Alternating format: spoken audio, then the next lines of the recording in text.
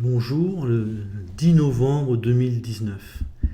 11 novembre, pardon, je vais vous parler par contre de la manifestation qui a eu lieu le 10 novembre 2019, appelée Marche contre l'islamophobie. Qu'est-ce qu'on peut en dire d'essentiel? Quelles sont les extrapolations possibles? Toujours à peu près la même façon de réfléchir, ou les mêmes projets. La gauche d'abord, la gauche elle a été divisée. Pour la gauche, en fait, c'est l'accélération de son déclin. Je vous avais dit aux élections européennes, la gauche a commencé là vraiment à décliner, ça devrait prendre pas mal d'années. Cette manifestation, c'est une accélération de son déclin. Vous avez eu sa division, le Parti socialiste n'a pas participé. Vous avez eu, elle est allée au fond d'elle-même, cette fois-ci elle est allée à son fondamental. C'est quoi être de gauche aujourd'hui? C'est être un blanc qui encourage les Noirs et les Maghrébins, les gens comme les Maghrébins, à haïr les Blancs. Ça ne va pas plus loin que ça. Je vous en avais parlé dans d'autres vidéos. La gauche est simplement allée à ses fondamentaux. C'est tellement monstrueux que même le Parti socialiste n'a pas suivi. Donc on y est quasiment. Il ne manque plus qu'une manifestation de gens de gauche avec la Ligue de défense noire africaine pour qu'on y soit complètement, pour qu'on soit aux fondamentaux des gens, des bobos, des gens des régions qui votent à gauche. Donc, et certains ont dit que c'était pour avoir des électeurs. Non, Mélenchon est passé de 20% à 6%. S'il fait cette manifestation, ce n'est pas pour avoir des électeurs. Au contraire, c'est pour, je dirais, mourir définitivement, n'être plus rien d'autre qu'un parti pro-islam, ce qui n'a pas beaucoup d'intérêt en France. Donc pour la gauche, division, affaiblissement, accélération de son affaiblissement et mise à nu de son fondamental. C'est des gens qui appellent les Noirs et les Maghrébins qui le souhaitent à haïr les Français d'origine européenne et les autres Français qui ont choisi la France. Les gens d'origine étrangère, les Noirs et les Maghrébins qui, eux, ont choisi la France. Ça n'est que ça. Donc c'est un éclaircissement, il y a un affaiblissement. Pour les musulmans, alors là je vous vais peut-être faire une petite blague. Donc pour les musulmans, beaucoup vont dire certainement c'est l'avancée, l'accélération de l'islamisation de la France. On a toujours reculé devant l'islam et maintenant qu'ils sont beaucoup plus audacieux, plus nombreux, plus déterminés, on va se coucher encore plus vite. C'est peut-être ce que pensent beaucoup de gens. Eh bien, c'est exactement le contraire. Donc l'islam en France n'a jamais été que le joujou de la gauche, en fait.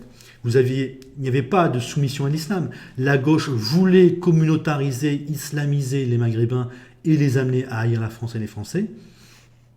Elle l'a fait lentement, parce qu'elle avait quand même face à elle une droite demi-molle et une majorité de Français qui ne voulaient pas de la communautarisation, de l'islamisation et encourager les Noirs et les Maghrébins à haïr la France et les Français. Donc on a eu en fait le scénario précédent, la configuration précédente, c'était la gauche qui portait l'islam, la gauche creusait le sillon, et les Noirs et les Maghrébins qui le voulaient, donc ceux qui le voulaient, suivaient ce sillon, prenaient ce sillon soit de haine à l'égard de la France et des Français, on le voit avec les Houria Boutelja, ou avec les gens de la Ligue de défense noire africaine, ou dans la non-assimilation, et on le voit aujourd'hui avec cette manifestation. Donc on a des gens qui se définissent comme musulmans et qui se comportent d'une façon qui choque les gens du bassin parisien. Donc ce qui s'est passé en réalité, c'est que les musulmans quand il est musulman, donc c'est ceux-là, ceux qui ont manifesté, ceux qui font un peu peur par leur comportement, ceux qui ont un comportement anormal en quelque sorte aux yeux des Français du bassin parisien. Donc ce qui s'est passé, c'est qu'effectivement les musulmans sont un peu plus forts, mais la gauche, elle, est en effondrement quasi total, en affaiblissement, plus en division, plus elle révèle ce qu'elle est, des blancs qui demandent aux Noirs et aux Maghrébins de haïr les blancs, et elle n'est pas au pouvoir. Elle n'est pas au pouvoir et elle ne sera plus au pouvoir. Donc en fait, c'est cet ensemble gauche-musulman qui s'est effondré depuis quelques années, qui est beaucoup moins puissant qu'auparavant, et les musulmans de cette manifestation, en fait, sont beaucoup plus seuls qu'auparavant. Hier, c'était en fait la gauche qui voulait islamiser, on pourrait dire qu'il voulait islamiser la société française, ou qui voulait islamiser les Français d'origine maghrébine et nous faire reculer sans arrêt devant eux. Aujourd'hui, la gauche est extrêmement faible. Aujourd'hui, donc le 11 novembre 2019, elle est extrêmement faible et les musulmans, eux, sont à peine plus forts qu'auparavant. Donc pour les musulmans de cette manifestation, c'est au contraire le début de la fin. le début de l'impuissance.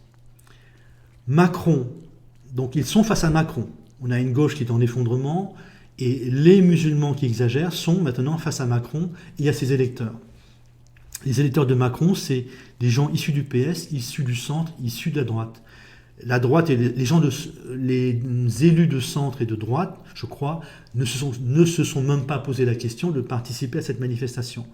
Le Parti socialiste a refusé de participer à cette manifestation. Ça veut dire que les électeurs de Macron, en gros, sont neutres ou n'aiment pas. Sont plutôt dans « on n'aime pas trop ce qui s'est passé, mais on ne va quand même pas se mettre à bouger ». Donc pour Macron, sa politique, qui correspond à ce que veulent ses électeurs, c'est une sorte de neutralité négative. Il ne va rien faire contre les musulmans qui vont être plus agressifs, plus déterminés maintenant. Je parle toujours de ces musulmans-là. Hein. Mais il ne va pas leur céder parce que son électorat n'est pas du tout enthousiaste à ce qui se passe. On va voir dans les prochaines années, dans les prochains mois, pendant peut-être une année, on va voir ces musulmans-là qui vont être en demande, en lutte, et qui vont se retrouver face à un Macron qui va tergiverser, va dire un jour oui, un jour non, mais en gros, dont l'attitude générale, ce sera plutôt on ne change rien, on ne recule pas devant l'islam, et même on commence à critiquer un peu l'islam, tout simplement parce que c'est la volonté de ses électeurs, tout simplement. Et il s'est passé encore quelque chose d'autre qui change complètement la donne à ce propos, autour de cette thématique de la gauche et de l'islam agressif. C'est donc, 2 points, une nouvelle montée de la violence. On en est maintenant à brûler des bâtiments, on en est maintenant à des embuscades tendues aux policiers, plus Marine Le Pen qui, dans les sondages, est donnée à 45% des suffrages exprimés au 2e tour de la prochaine présidentielle. Apparemment, c'est certain, hein, ces sondages semblent être justes, semblent vraiment refléter une réalité. J'ai entendu un monsieur appelé Jérôme Sainte-Marie qui réfléchit autour de ça, qui ne s'est pas trompé lors de la précédente configuration et qui nous dit oui, Marine Le Pen peut gagner les prochaines élections. Donc il a écrit un livre Bloc contre Bloc et on l'entend dans les médias dans certains médias en ce moment. Donc Marine Le Pen est donnée dans les sondages à 45% des suffrages exprimés pour la prochaine présidentielle. Ça veut dire que la liberté de Macron diminue énormément. Sa marge de manœuvre diminue énormément. Et comme la situation va s'aggraver énormément dans les 2 années et demie qui arrivent avant la présidentielle, donc déjà, il est assez probable que Marine Le Pen gagne les prochaines élections présidentielles. Si les sondages sont justes, reflètent bien l'exaspération des Français, donc Marine Le Pen devrait gagner les prochaines présidentielles. On va voir donc à la fois la violence augmenter, la pauvreté augmenter, peut-être ces musulmans-là être plus agressifs. Donc vous aurez encore toujours de plus en plus de gens qui voudront vraiment que ça change. Et Marine Le Pen va commencer à faire du 47-48% d'intention de vote dans les sondages pour la prochaine présidentielle. Et à ce moment-là, Macron va bouger pour essayer de rattraper son électorat ou de récupérer une partie de l'électorat. Et vous allez voir que lui-même va commencer à un peu râler contre l'immigration, contre la délinquance, contre l'islam qui exagère, contre le racisme anti-blanc, mais en faisant cette fois-ci des choses. Alors des choses symboliques, des choses qui ne coûtent pas cher, un mélange de choses qui ne coûtent pas cher et de choses symboliques, mais qui déjà changent l'ambiance générale. Imaginez qu'il expulse des imams radicaux étrangers, par exemple, rien que ça, c'est quelque chose. Donc, en fait, même Macron va s'y mettre, parce que tout le monde va commencer, une majorité va commencer à avoir peur. Donc au fond, ce qui se passe en ce moment, donc on a vu que pour l'affaire du voile, ça râlait bien. Là, on a une manifestation qui est angoissante ou inquiétante. Donc ce qui se passe en ce moment, c'est que nous avons de plus en plus de Français qui se réveillent et qui basculent dans le camp de la critique de l'islam ou de la critique de la délinquance, de la critique de l'immigration.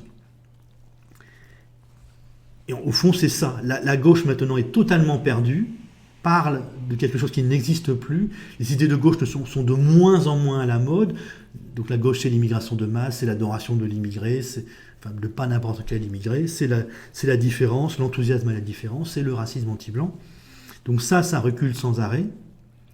Et vous avez l'inverse, les gens en ont assez, Les gens veulent que ça change, ou sont de plus en plus nombreux à le vouloir, et ça va même bousculer le camp macronien. Donc vous avez cette manifestation en fait reflète la mort de la gauche, donc la mort des idées de gauche sur lesquelles s'appuient les musulmans, donc toujours ces musulmans-là qui sont en quelque sorte en retard complet, qui ne comprennent pas ce qui se passe, qui sont totalement en porte-à-faux face à la réalité. Les Français ne se sont jamais soumis à l'islam, c'est la gauche qui poussait l'islam. Et donc, on revient autour de l'immigration, autour de l'islam, autour de la délinquance et autour du racisme anti-blanc vers la normale. On n'est pas là pour accepter ça, ça n'est pas possible. Ça commence à devenir tellement inquiétant que la gauche en meurt, ou on est très affaibli, que le Rassemblement national ne cesse de se renforcer et que les bobos qui normalement se foutent de tout ça ou ont besoin des immigrés pour gagner de l'argent, que le camp bobo commence lui aussi à se réveiller. Donc cette manifestation, c'est le symbole de la mort de la gauche, de la mort des idées de gauche. Alors c'est le début, non, ça commence là à être bien avancé.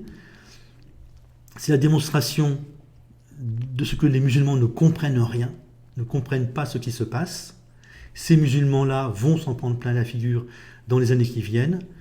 Et c'est la démonstration de ce que la société française en fait bascule dans ce que l'on pourrait appeler la normalité dans la relation aux Noirs et aux Maghrébins.